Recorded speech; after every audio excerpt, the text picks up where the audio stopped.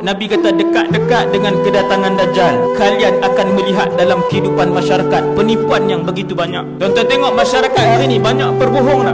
Penipuan dan pembohongan hari ini dalam internet, di tempat kerja, dalam masyarakat, dengan jiran, dalam keluarga, berdarah daging dalam kehidupan masyarakat. Setiap hari mesej tipu atau fitnah atau sebar aib orang ni penuh, sebar merata. Tetapi fitnah dan tipu itu apabila sampai kepada orang yang beriman, maka dia akan berhenti di situ. Dia punya penyebaran dia laju, tetapi apabila dia sampai di tangan orang beriman, fitnah dan penipuan itu akan berhenti di situ. Hanya orang beriman saja yang tidak menyebarkan berita palsu, aib orang, penipuan dan sebagainya. Datanglah banyak mana pun berita, tidak satu pun yang pernah di-share dan disebarkan oleh orang beriman. Fitnah itu akan berhenti di tangan orang beriman. Jaga-jaga tuan-tuan. Hasbunallah wa ni'mal wakil.